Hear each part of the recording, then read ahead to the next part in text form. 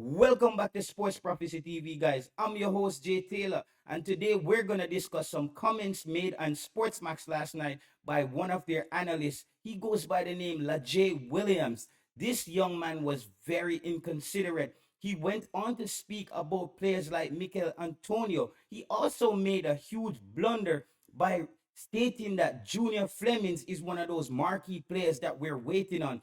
In case he didn't know, Junior Flemings got a contract to go to Toulouse, who went up to the top tier of the French league. He was then removed from the club to a lower tier club where he's a bench captain. Junior Fleming is not making an impact anywhere in club football. I think Junior Flemings will be heading back to the USL very shortly, in case you didn't know. I know Junior Fleming has had pretty good performances for Jamaica in the Gold Cup and different competition. But Junior Fleming, like Tyreek McGee, are some of those players who were slated to be top players going forward for Jamaica, but they just haven't made that jump. They haven't matriculated into the player that we anticipate them to be. So, Michail Antonio, he stated that players like Michail Antonio are basically not committed. I beg to differ. If you look at the work that Michail Antonio has been doing outside of football when it comes on to Jamaica, he's been going on podcasts and he's been recommending the team to players, young players of Jamaican lineage in the UK. If they want to play for Jamaica, they should really think about it because it's a good opportunity. He was also one of the players that the coach took as an ambassador to basically lobby players to play for Jamaica, Michail Antonio and Ethan Pinnock. Michail Antonio also stated that he's been waiting for a call up for Jamaica ever since he's been in the championship and nobody reached out to him. So players like Michail Antonio do want to play for Jamaica. They are committed, but there are issues surrounding the Jamaica Football Federation. The coach went on to explain that players like Michail Antonio, they need that recovery time. Michail Antonio was injured parts of the season for West Ham this season. Michail Antonio also won the Conference League. So this guy has been playing a lot of football. He's a big man.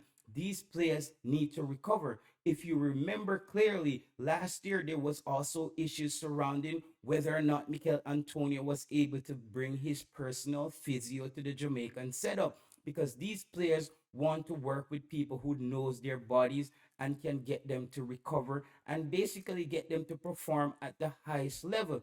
The coach of the Jamaica national team, Coach Jaime Hallgrimson, he is knowledgeable about how top flight players want to be treated, and he knows that the Jamaican Football Federation falls short when it comes on to the pro level treatment that it requires to have these players in top notch shape. He spoke about Damian Lowe as well as a player who's recovering. As you know, he pulled a hamstring just recently. He's an intricate part of the Jamaican defense. The coach didn't want to bring these players in and then you cannot treat them. You can't have them out there fit. Then you re-injure these players and potentially ruining their careers. Leon Bailey has also been injury prone. The coach has looked at these things and now these players are recovering and they're going to join the team. One thing I do agree with Lajay is this has been an issue for Jamaica. It's been causing the lack of cohesion in the team where players are not playing together as much. But one thing Lajay fails to understand that international football now is almost you assemble a team within 4 or 5 days. Club football dominates the amount of time players are out there on the pitch. So they only get a short span to play for their country. So he didn't really take those things into consideration and acknowledge that the challenges are coming from the JFF lack of professionalism as well as club football and how international and FIFA windows are basically organized. So I think Lajay should really look at what he's saying. And SportsMax should really look at people that they're hiring. Are these people really in depth? Are they in touch with the culture when it comes on to Jamaican football? If you look at a channel like my channel, I only have 800 subscribers. I'm doing the same numbers at SportsMax. I must be doing something correct. I must be talking about something people want to talk about because when I get on screen, I have no biases. I'm not married to any player. I'm a patriot and I'm a fan of Jamaican football, but I will also tell you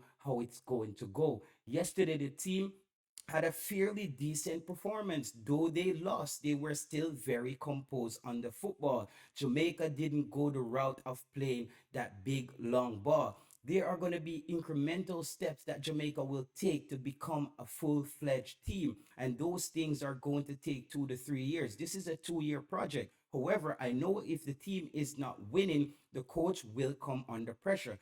That's just the monster that he's dealing with. That's just the international game.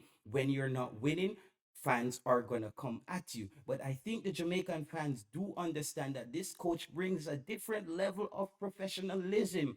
And we can also see the small changes. We know the challenges when it comes on to Jamaica and logistics in the past. And this coach is trying to be more organized and get things together. I think he articulated himself very well when he explained why these players are not there. So I think SportsMax should really look at the people that they're bringing on to explain some of these things. Are they in touch with the culture? Are they really following the players? Do they know where players are playing? Because when he's going to mention a player like Junior Flemings, I think the Jamaican fans don't want Junior Flemings anywhere around this team. He's not ready. He's not good enough at this point. He hasn't made that next step to the next level. Thank you again, guys, for tuning in to Sports Prophecy TV. I'm your host, Jay Taylor. Until next time.